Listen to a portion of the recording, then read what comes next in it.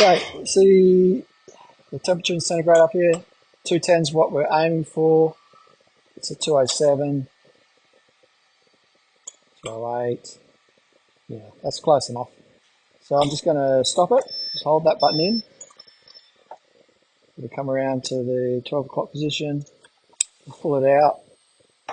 Put it in the little stand that they give you. Open her up. And then we're going to do 2 scoops.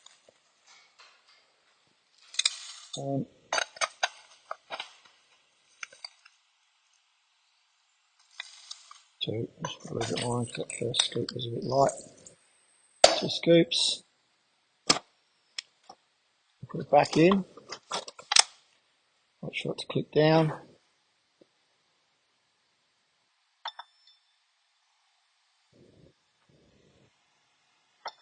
And we're going to turn it on.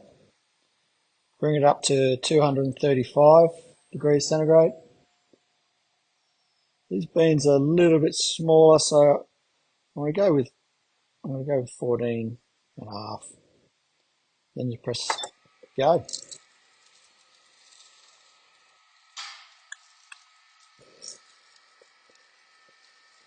I'm not going to sit and watch it the whole time, but what I'll do when I get to around the 9-minute mark, I might just bring the temperature down to about 220 for a couple of minutes, and then I'll just slowly creep it back up to the 235, just so it's not sitting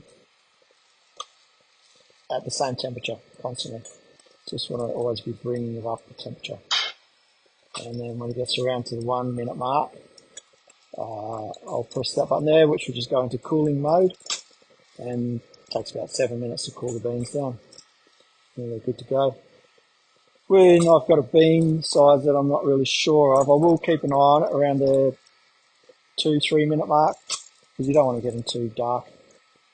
It's just a matter of trial and error, having a look at the bean, what's going to be too dark, what's not going to be too dark. You know, you'll ruin a few beans in the first few goes. But even the real ones are actually not too bad. It's just a darker roast. So we're at just under the 9-minute mark. I'm just going to bring the temperature down to 220.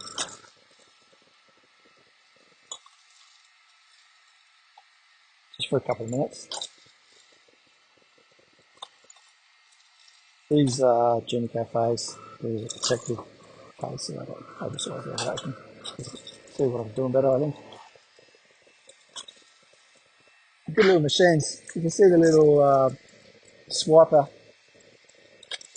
inside there. It's just clearing the husks that come off the beans, off the little exhaust. After you go through there, and they all get caught up in this husking thing, you just pull it off and get out every now and then.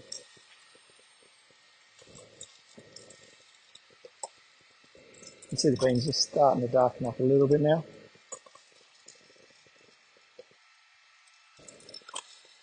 So it's just coming up to temperature, so I'm just going to slowly bring it back up to the 235. So that'll just time with this last 7 minutes. The temperature just will slowly come back right up to 235 just before we do the cool off.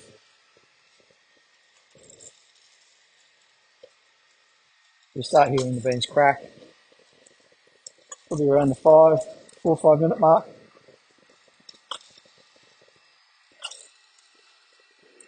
We're at the 4.5 minute mark.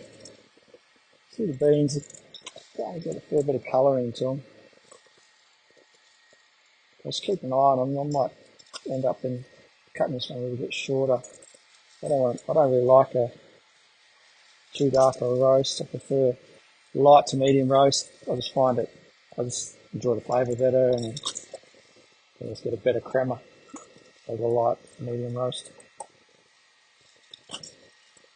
You can see, I don't know if you can see on there, the beans are starting to crack. You can see them.